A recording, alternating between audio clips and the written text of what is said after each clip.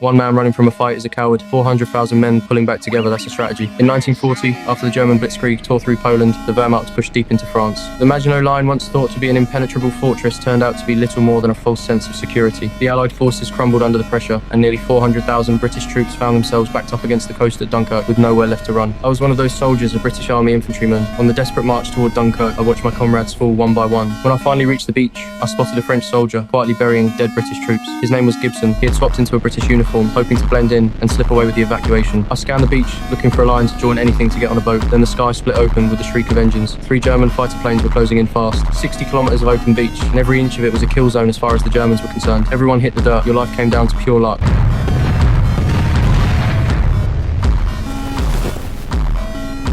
I had stared death in the face and somehow walked away. Dazed and terrified, I watched the men around me slowly pull themselves up off the sand. The ones who didn't get up stayed behind forever. I spotted a wounded soldier on a stretcher, still breathing. Gibson showed up right at that moment, and without a word between us, we grabbed the stretcher and sprinted for the pier. We figured carrying a wounded man might get us on a ship ahead of the line. It didn't. The ship was already over capacity, and an officer turned us both away. Gibson had been through enough. The bombing had shaken something loose in him, and he refused to go back to that hellhole of a beach. He pulled me under the pier, and that's where we hid. That's also where we overheard 2 senior British officers talking. The Germans had pulled their tanks back. They were handing the whole job of cutting us off to the Luftwaffe. There were 400,000 soldiers stranded on that beach, and Churchill was only hoping, praying, ready to get 45,000 of them home safely. The pier stretched out into the sea, packed shoulder to shoulder with men waiting to evacuate, but kilometers of exposed jetty don't hold up well against repeated airstrikes. The troop ships docked alongside were sitting ducks. Any German pilot worth his wings could hit them without breaking a sweat. Ship after ship took hits, and crew members were jumping overboard just to survive. Damaged vessels drifted and slammed into the pier, and through the sound of grinding metal came the kind of screaming you never forget. In the chaos, I pulled a gunner named Alex out from between 2 smashing holes. He'd nearly been crushed to death. Then, without much of a plan, the 3 of us slipped into the water and played dead, posing as drowning soldiers. It worked. We got picked up by a rescue boat, and after a grueling journey, we finally made it onto a destroyer. Down in the hold, there was jam on bread and hot tea. For a moment, it felt like home, but the war doesn't give you much of a break. Gibson stood outside on deck, watching Dunkirk burn against the night sky, and something about his face made my stomach drop. Inside, Alex and I looked at each other and didn't say a word. We just quietly put on our life jackets and moved toward the door. The Germans hit us out of nowhere. A torpedo slammed into the destroyer under cover of darkness. The water came flooding in before anyone could react. I went under. Everything went black. There was nothing to hold on to. Gibson fought his way through the tilting ship and somehow wrenched the cabin door open. Water burst through, and I was free, gasping, gulping in air. There was no time to think. We all jumped. We grabbed the ropes thrown down from a life that was already full. We made it. We were alive. And then we dragged ourselves up onto the sand and realized we were right back where we'd started, Dunkirk.